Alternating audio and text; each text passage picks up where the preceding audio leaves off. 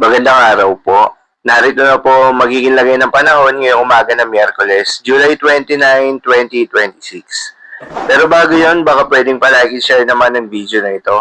Comment ka na rin kung taga saan lugar ka para malaman natin kung hanggang saan umabot ang video na ito. Huwag mo din kalimutan na mag-follow at mag-subscribe sa ating Facebook page at YouTube channel.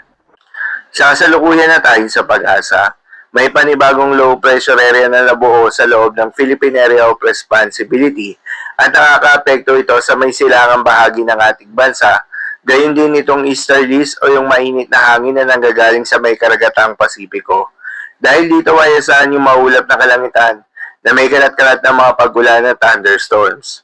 Habang mga localized thunderstorms naman nakaasahan sa nalalabing bahagi pa ng ating bansa.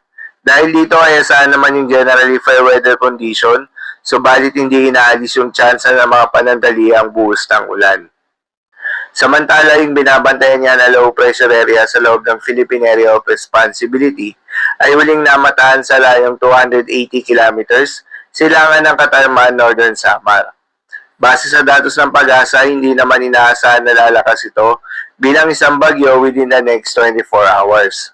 Subalit asahan pa rin na magpapaulan ito sa malaking bahagi ng ating bansa. Inaasahan rin na magdi-dissipate ito o malulusaw rin sa mga susunod na araw. Paalala pa rin po palagi na posible pa rin ang mga pagbabago.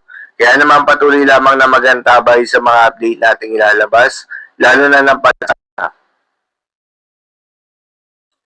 Para naman sa magiging lagay ng panahon ngayong araw ng Miyerkules, dahil nga sa epekto nitong low pressure area, asahan sa Eastern Visayas, Central Visayas, Caraga, Northern Mindanao, Catanduanes, Masbate, Albay at Sorsogon ang maulap na kalangitan na may kalat-kalat ng mga pagulan at thunderstorms. Posible ang mga pagbaha o pag-upa due to moderate to at times heavy rains.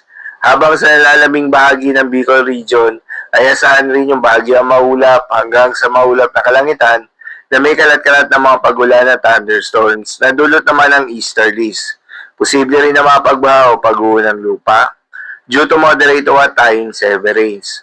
Habang sa Cagayan Valley, Aurora at Quezon ay asahan naman yung bahagi ang maulap hanggang sa maulap na kalangitan na may kalat-kalat na mga pagulan at thunderstorms na dulot pa rin ng easterlies. Posible rin na mga pagbaha o pag-uho ng lupa during severe thunderstorms.